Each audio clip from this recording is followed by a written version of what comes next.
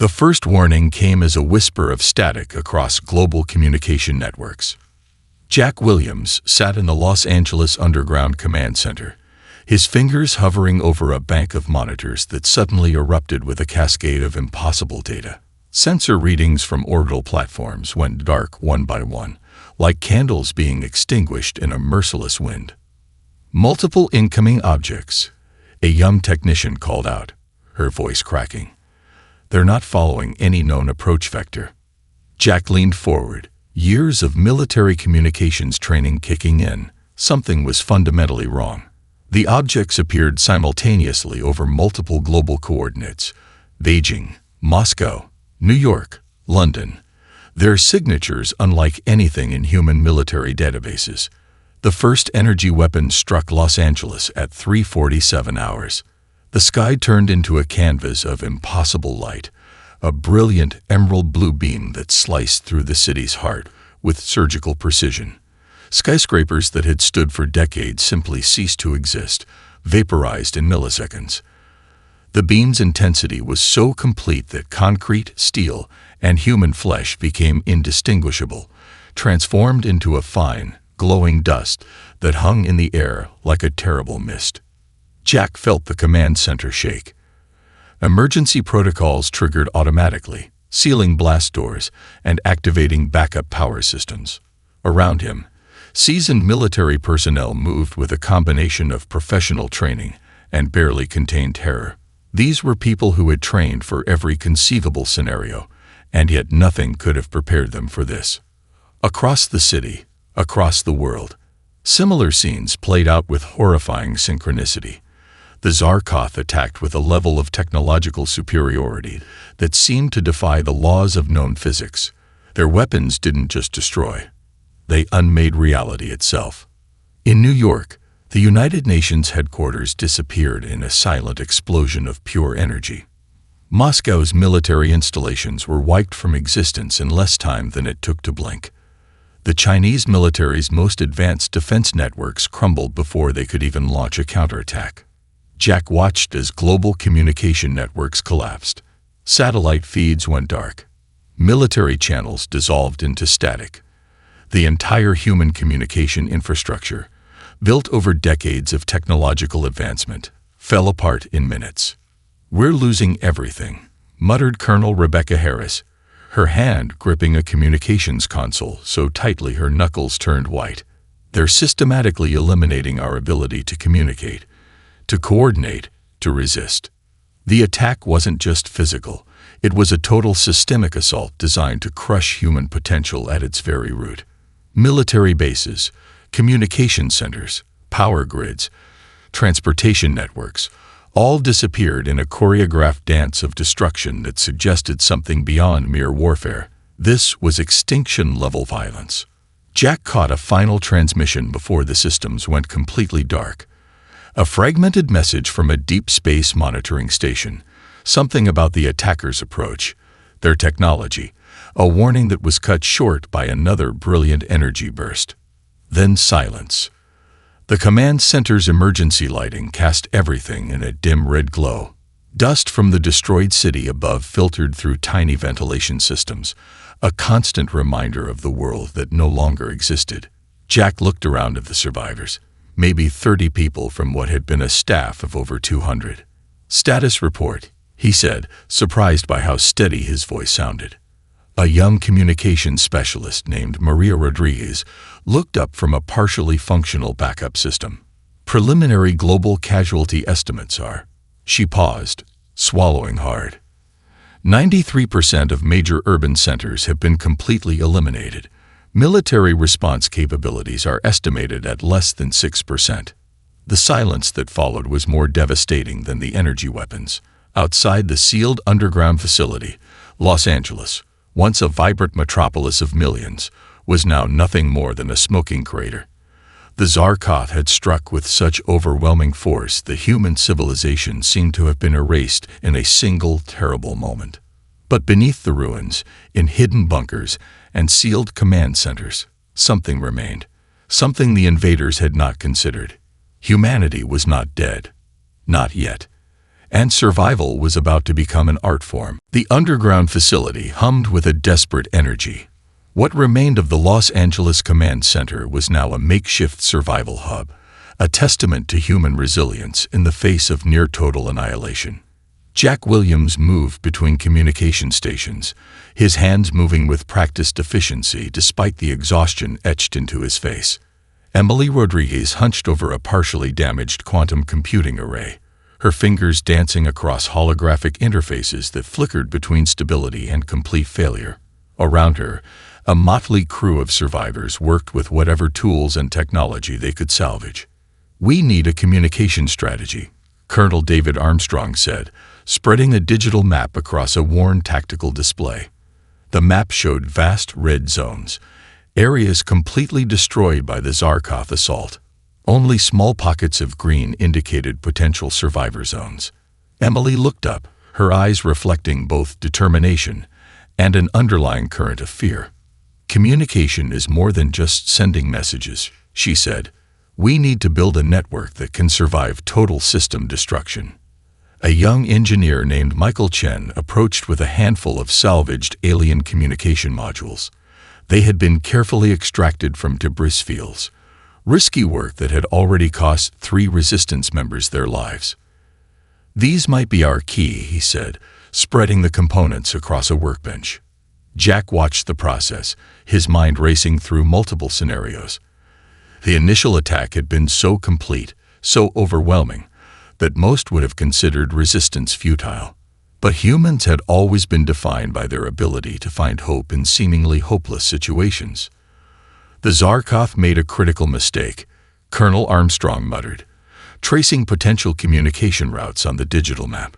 "They believe total destruction means total victory, but they don't understand human adaptability." Emily's quantum network began to take shape, a decentralized communication system designed to survive even if massive portions were destroyed. Each survivor would become a potential node, a living, breathing part of a larger resistance network. Outside the underground facility, the world was a graveyard. Los Angeles, once a sprawling metropolis, was now nothing more than a vast field of dust and broken structures. Occasional winds would sweep through, carrying particles of what was once human civilization. But underground, life continued. Michael Chen worked alongside Maria Rodriguez, attempting to integrate the alien communication modules into their emerging network. It was delicate work. One wrong connection could fry their entire system. "These modules use a completely different communication protocol," Michael explained, his voice a mix of technical precision and barely contained excitement. "But that's what makes them valuable. The Zarkov won't be looking for communication methods using their own technology against them." Colonel Armstrong gathered the core team for a strategy meeting. The room was sparse, emergency lighting, a few digital displays, and chairs salvaged from destroyed offices. Each person carried the weight of humanity's potential survival. "We're not just fighting a war," Armstrong said, his voice low and intense. "We're preserving the possibility of human existence. Every communication, every technological breakthrough, every small act of resistance matters." Emily Rodriguez presented her initial network design. It was unlike any communication system previously conceived, a living, adaptive network that could reconfigure itself instantly. Nodes could appear and disappear, communication paths could shift in milliseconds, making traditional tracking impossible. "They won't be able to predict us," she explained. "Traditional military networks are hierarchical. Ours will be fluid, organic. We'll become a communication organism that can survive total destruction." Jack Williams saw the first successful test of the network. A message sent from one end of the facility appeared simultaneously at multiple points, having taken paths that seemed to defy conventional routing. Michael looked up, a rare smile crossing his face. "We're creating something they've never seen before." The resistance was small, perhaps only a few hundred survivors in this single location. But they represented something far more significant. They were the first spark of humanity's response, a network of survivors who refused to accept extinction. As night fell, though underground, time seemed to lose meaning. The team continued their work. Each person understood the stakes. Each understood that their survival, their resistance, represented hope for an entire species. The Zarkov believed they had won. They were about to learn how wrong they were. The abandoned server farm beneath Silicon Valley had become a cathedral of human innovation. Rows of repurposed computer systems stretched through massive underground chambers, their cooling systems jury-rigged from salvaged alien technology and human ingenuity. Emily Rodriguez moved between workstations like a conductor orchestrating an impossible symphony of technological resurrection. Jack Williams watched her work, marveling at the transformation. What had once been a group of survivors was now becoming something else entirely, a technological insurgency that defied all previous understanding of warfare and survival. "We're not just rebuilding," Emily muttered, more to herself than to anyone else. "We're reimagining everything." Michael Chen carefully disassembled a fragment of alien communication equipment, his hands moving with surgical precision. Surrounding him were diagrams, holographic models, and increasingly complex schematics that mapped out the alien technology's inner workings. "Their communication systems aren't just advanced," Michael explained to Maria Rodriguez, who was monitoring a bank of experimental quantum processors. "They're fundamentally different. They don't just transmit information. They create localized information ecosystems." The room buzzed with an electric combination of desperation and excitement. Colonel David Armstrong stood near a tactical display, watching as small green indicators began to spread across a global map. Each indicator represented a successful communication node, a tiny victory in their larger war of survival. Emily's primary project was nothing short of revolutionary. She was developing a quantum-encrypted communication network that could operate with minimal infrastructure, adapting and self-repairing faster than any existing system. The network would become a living organism, capable of routing communications through impossible paths, changing its own structure to avoid detection. "Traditional networks have hierarchies," she explained to Jack. "Centralized systems with clear vulnerabilities. What we're creating is more like a neural network, decentralized, adaptive, almost impossible to completely destroy." Nearby, a team of engineers worked on converting alien energy weapon fragments into power sources. What was once a tool of destruction was being transformed into a means of survival. Solar panels salvaged from destroyed buildings were integrated with alien energy conduits, creating hybrid power systems that defied conventional engineering. Michael Chen made a breakthrough that sent a ripple of excitement through the underground facility. He had discovered a way to use the alien communication modules as signal amplifiers, dramatically extending the range of their quantum network. "Look at this," he called out, bringing up a holographic display. "Their communication technology uses quantum entanglement in ways we never imagined.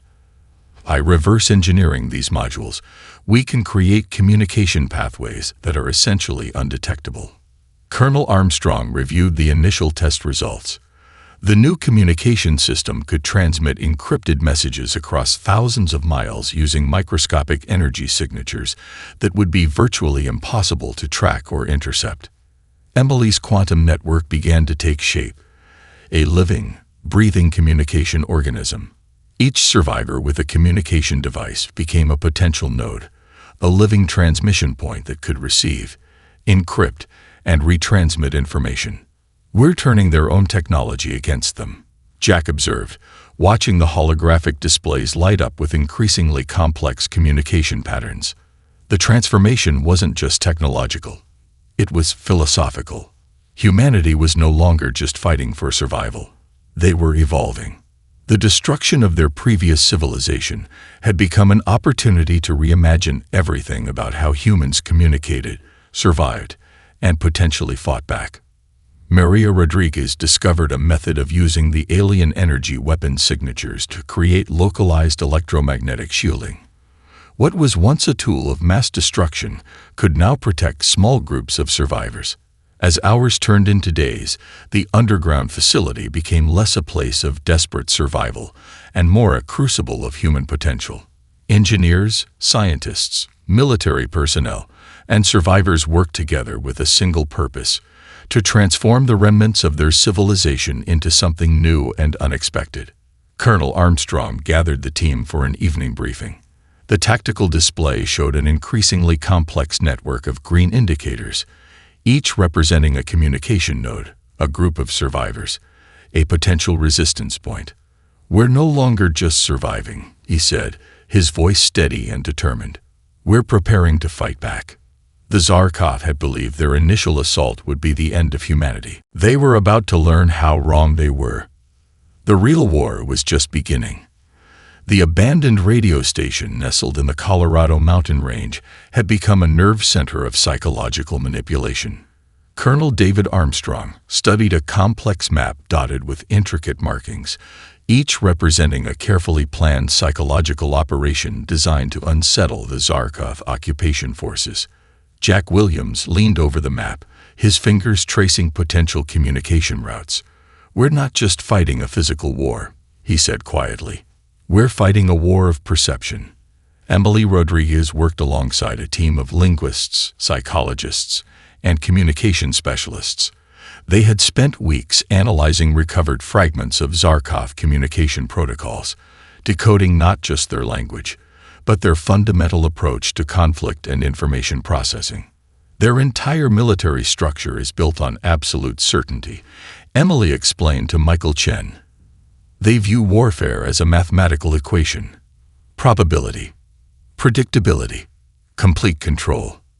A young communications specialist named Sarah Rice brought up a series of holographic displays showing intercepted Zarkov communications. Each message was a carefully structured transmission that revealed a deeply hierarchical and rigid communication system. Colonel Armstrong outlined their strategy. "We're going to make them question everything," he said.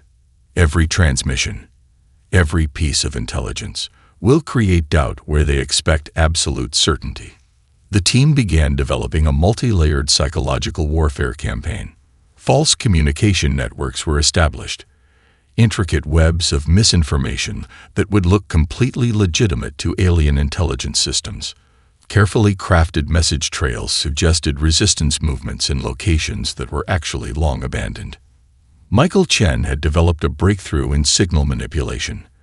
By using fragments of alien communication technology, they could create ghost signals, communications that appeared to originate from multiple locations simultaneously, defying the Zarkov's understanding of information transmission. "Watch this," Michael said, bringing up a demonstration. A single communication point generated what appeared to be dozens of simultaneous transmissions, each seemingly originating from a different location. To the Zarkov's analytical systems, it would look like a massive coordinated resistance movement. In the Australian outback, a small team led by former Special Forces operator Rachel Wong began implementing the first wave of psychological operations. Automated drone systems would create false heat signatures, movement patterns, and communication bursts. They were building a mythology of resistance, making the Zarkov believe humanity was far more organized and numerous than actually remained. Jack studied the psychological profiles they had constructed. The Zarkov viewed warfare as a pure mathematical calculation. Any variable that couldn't be precisely predicted would cause significant psychological strain in their command structures. "We're going to introduce chaos," Jack explained to the team. "Not random chaos. Calculated, strategic uncertainty." Recovered alien communication modules were modified to broadcast carefully constructed messages. Some transmitted seemingly innocent communications that would trigger specific psychological responses in the Zarkov analysis systems. Others created elaborate false narratives about human resistance movements. Emily had discovered a fundamental weakness in the Zarkov communication systems. Their entire military structure was built on predictive algorithms that required absolute information certainty. By introducing carefully crafted uncertainties, they could potentially paralyze entire occupation sectors. A mission was planned for the Rocky Mountain region. A small team would create an elaborate false resistance stronghold, complete with fabricated communication networks deliberately leaked intelligence and carefully constructed evidence of a massive underground human facility. "We want them to waste resources," Colonel Armstrong explained. "Every unit they divert to investigate a false lead is a unit not hunting actual survivors." The psychological warfare team worked with a level of precision that bordered on artistic. Each false communication was a carefully crafted narrative. Each signal was designed to trigger specific responses in the Zarkoth analysis systems. As night fell over the mountain radio station, the team continued their work. Holographic displays showed increasingly complex communication networks, most of which existed only in carefully constructed digital illusions. Sarah Reyes looked up from her station, a rare smile crossing her face. "They won't know what's real anymore," she said softly. The Zarkoth believed they had defeated humanity through overwhelming technological superiority. They were about to learn the most dangerous weapon was human imagination. The psychological war had begun. The quantum communication network pulsed with life, a digital nervous system spanning the fractured remnants of human civilization. Emily Rodriguez watched in awe as green markers began to appear across the global map, each point representing a surviving resistance cell, a pocket of human determination. In the Brazilian rainforest, a group of survivors had transformed an abandoned research station into a hub of technological rebellion. Led by Carlos Oliveira, a former aerospace engineer, they repurposed scientific equipment and industrial robots into tools of resistance. Industrial manipulator arms became precision communication jammers. Meteorological sensors were converted into long-range scanning devices that could detect Zarkoth movement patterns. Thousands of miles away, in the mountains of Nepal, a team of survivors led by Dr. Priya Sharma worked on a completely different approach. Their resistance cell focused on biological adaptation, studying how human physiological responses could be modified to survive in the dramatically changed post-invasion environment. "We're not just fighting," Dr. Sharma explained to her team. "We're evolving." In the Australian outback, Rachel Wong's Special Forces team had become masters of guerrilla technological warfare. They used modified mining equipment to create elaborate underground networks, turning the harsh landscape into a nightmare of unpredictability for the alien occupiers. Jack Williams coordinated the global effort from the underground facility in Los Angeles. The quantum communication network developed by Emily allowed instantaneous sharing of intelligence, tactics, and technological breakthroughs. What had once been isolated survival groups were now becoming a unified, adaptive resistance. Michael Chen worked on integrating the various technological approaches. A communication breakthrough from the Brazilian team could be instantly shared with the Nepalese researchers. A jamming technique developed in Australia could be modified and implemented by the resistance cell in the Rocky Mountains. Colonel David Armstrong reviewed the emerging strategy. The resistance was no longer just about survival. It was about creating a completely new form of human organization. Decentralized, adaptive, nearly impossible to completely destroy. In the ruins of Tokyo, a group of engineers led by Keiko Nakamura had discovered a way to use the city's remaining infrastructure as a massive communication and power network. Abandoned subway tunnels became communication conduits. Remnants of industrial complexes were transformed into power generation systems that could operate entirely off the grid. Each resistance cell had its own specialty. The Brazilian team excelled at robotic adaptation. The Nepalese group focused on biological resilience. The Australian team mastered guerrilla technological warfare. The Japanese survivors became masters of infrastructure repurposing. "We're creating a global organism," Emily explained to Jack. "Not a traditional military, not a government. Something entirely new." The quantum communication network allowed for something unprecedented. Resistance cells could share not just information, but entire technological approaches. A breakthrough in robotic adaptation in Brazil could be instantly analyzed, modified, and implemented in the Rocky Mountains or the Australian outback.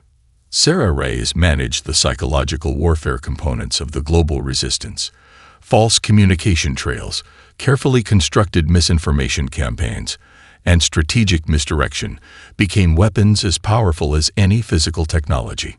Colonel Armstrong gathered the leadership team for a global strategy session. The holographic display showed an increasingly complex network of resistance points. Each green marker represented not just a group of survivors, but a hub of innovation, adaptation, and resistance. "The Zarkov believe they've destroyed our civilization," Armstrong said, his voice steady. "They don't understand that we're creating something entirely new." In the Himalayan Research Station, Dr. Sharma's team made a breakthrough in human physiological adaptation.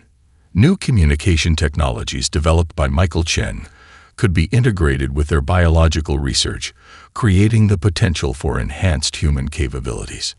As night fell across the various resistance locations, the quantum communication network continued to pulse. Information flowed like blood through a global nervous system. Each resistance cell was a node, each survivor a potential point of adaptation and innovation. The Zarkov had believed their initial assault would fragment humanity beyond recovery. They were about to learn how wrong they were. Humanity was becoming something entirely new. The quantum computing chamber beneath the Los Angeles underground facility hummed with an energy that was both mechanical and somehow alive. Emily Rodriguez stood before a holographic interface that seemed to breathe with its own consciousness. Project Phoenix, the self-evolving combat artificial intelligence, was no longer just a system. It was becoming something more. Jack Williams watched in a combination of awe and apprehension. The AI had begun as a desperate attempt to create an adaptive communication and combat system. Now, it was evolving beyond their most radical predictions. "It's not just processing information," Emily explained, her fingers dancing across quantum interfaces. "It's learning, adapting, creating entirely new problem-solving approaches that we never programmed." Michael Chen monitored a bank of quantum processors that looked more like biological neural networks than traditional computer systems.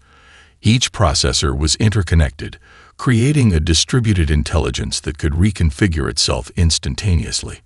The breakthrough had come from an unexpected combination of technologies. Fragments of alien communication modules, quantum computing principles, and human psychological research had been woven together into something unprecedented. Project Phoenix was learning faster than any biological intelligence could comprehend. Colonel David Armstrong reviewed the initial test results. The AI could predict Zarkov movement patterns with impossible accuracy. More importantly, it could develop counter-strategies that were completely unpredictable, a direct counter to the alien invaders' rigid computational approach. "Look at this," Michael said, bringing up a holographic display. "Watch how it processes information." The display showed multiple potential scenarios playing out simultaneously. Each potential strategy was analyzed, modified, and refined in milliseconds. Where human strategists would take hours or days to develop a complex plan, Project Phoenix generated hundreds of potential approaches in seconds. Sarah Reyes had integrated psychological warfare algorithms into the system. The AI could now generate communication strategies that would psychologically destabilize the Zarkov occupation forces. False communication trails, strategic misinformation, and complex psychological manipulation became weapons as precise as any physical technology.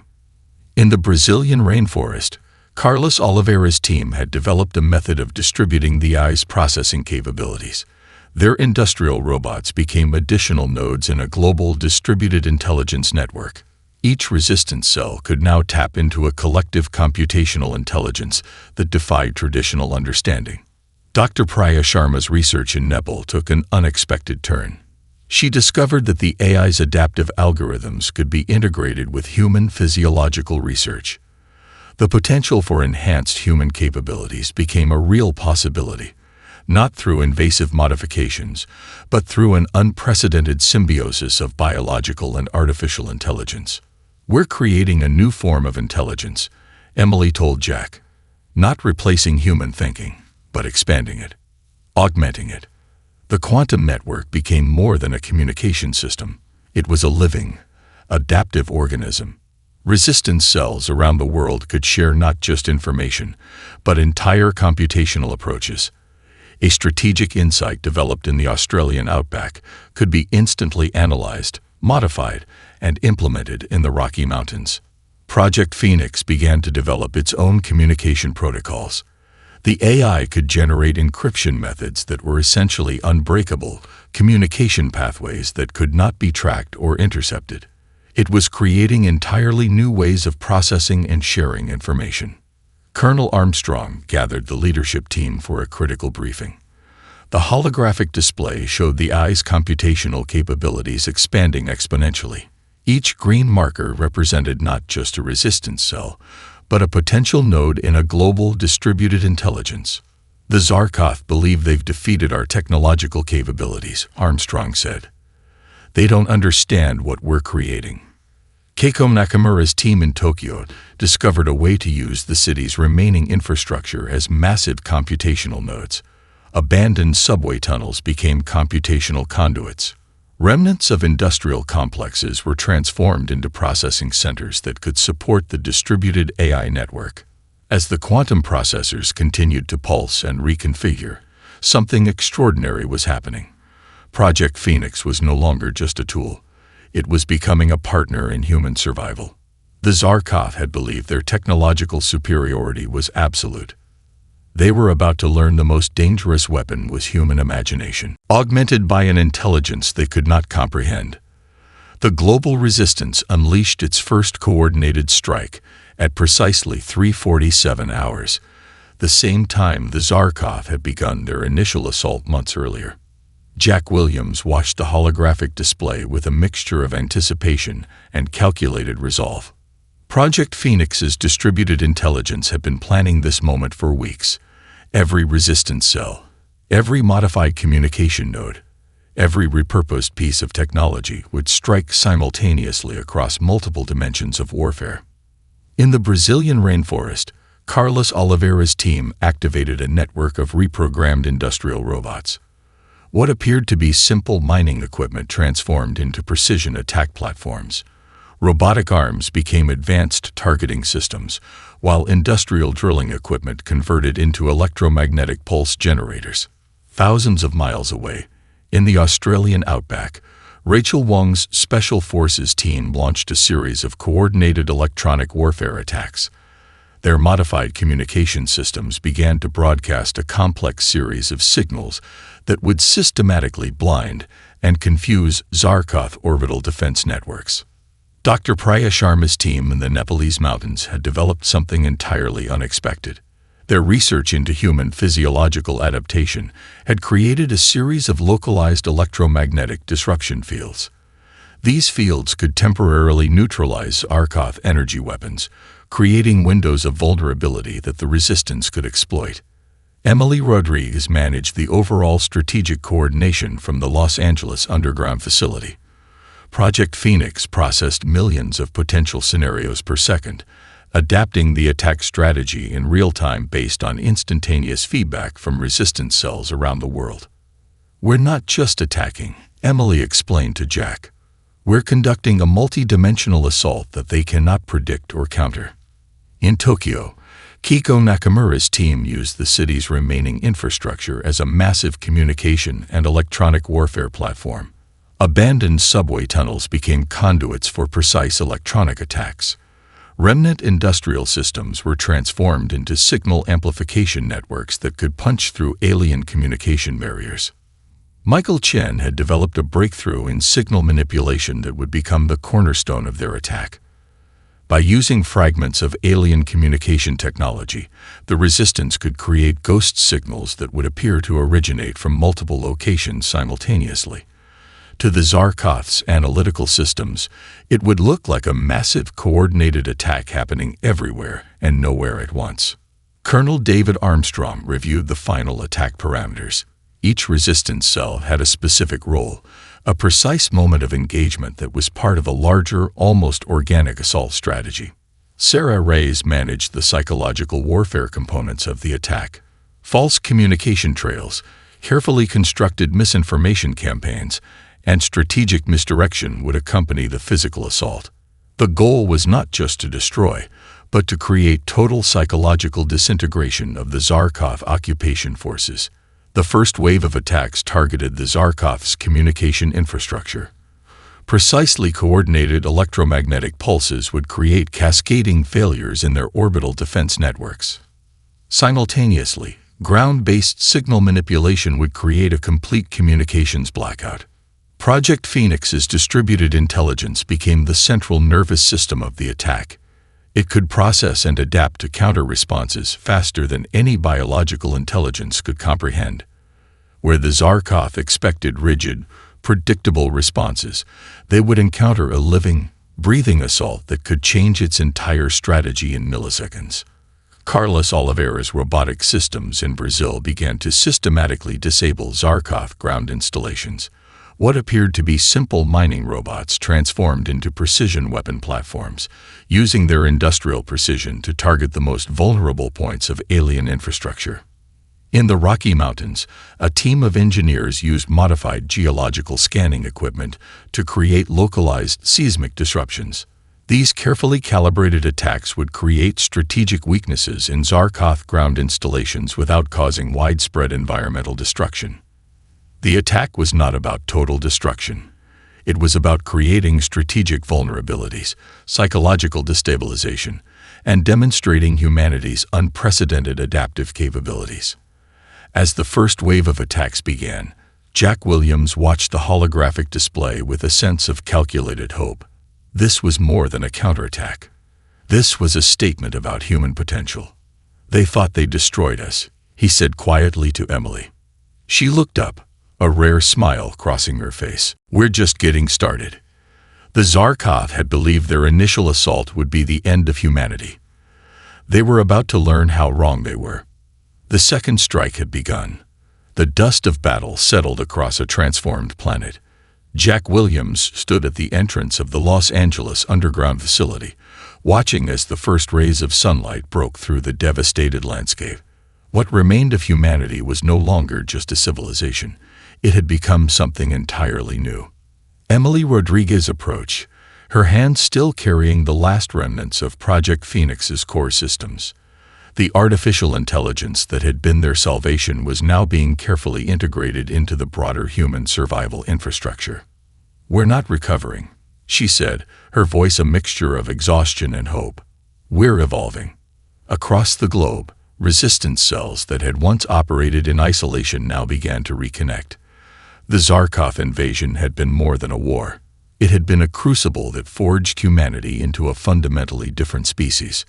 In the Brazilian rainforest, Carlos Oliveira's team of engineers had already begun repurposing alien technology into systems for environmental restoration. The industrial robots that had been weapons of resistance were now carefully terraforming damaged ecosystems. Dr. Priya Sharma's research in Nepal had taken an unexpected turn. The physiological adaptations developed during the resistance had created human beings with enhanced capabilities, not through artificial augmentation, but through a deep evolutionary response to extreme conditions. Colonel David Armstrong gathered the leadership team for a final assessment. The holographic displays showed more than just survival statistics. They showed the emergence of a new human civilization. Decentralized, adaptive, fundamentally different from anything that had existed before the invasion. Keiko Nakamura's team in Tokyo had discovered ways to integrate the distributed intelligence systems developed during the resistance into every aspect of human infrastructure. Communication, resource management, environmental adaptation, everything had been transformed. "We're not just survivors," Armstrong explained. "We're architects of a new kind of human existence."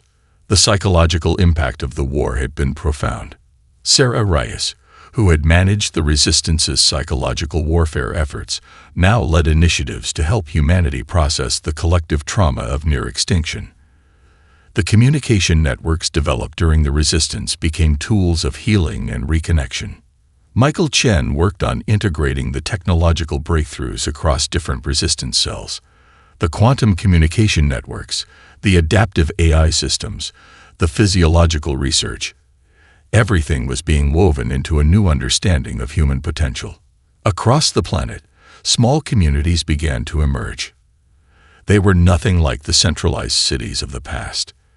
These were adaptive, self-sustaining ecosystems that could respond and modify themselves in real time. The lessons learned during the resistance had fundamentally changed how humans approached survival.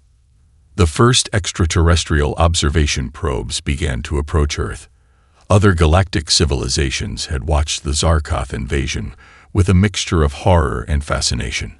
What they found was not a defeated civilization, but a species that had been fundamentally transformed by conflict. Jack Williams reviewed the initial reports from these first contact scenarios. The other galactic civilizations were not seeing a recovering planet, but a world that had completely reimagined the concept of civilization itself. Emily Rodriguez completed the final integration of Project Phoenix into the global infrastructure. The AI was no longer a separate system, but a collaborative intelligence woven into every aspect of human survival. "We're not just rebuilding," she told Jack. "We're creating something entirely new." The resistance cells around the world began to share their discoveries. The Brazilian team's environmental restoration techniques, the Nepalese research on human adaptation, the Japanese innovations in distributed intelligence, the Australian approaches to resource management. What had once been isolated groups were now becoming a truly global civilization, not unified through traditional political structures, but through a shared experience of survival and transformation. Colonel Armstrong looked out over the changing landscape. The cities would not be rebuilt as they were before. They would be something new, adaptive, responsive, integrated with the environment in ways never before imagined. The Zarkoth had believed their invasion would end humanity. Instead, they had unleashed humanity's most profound transformation. A new chapter was beginning, and the galaxy would never be the same.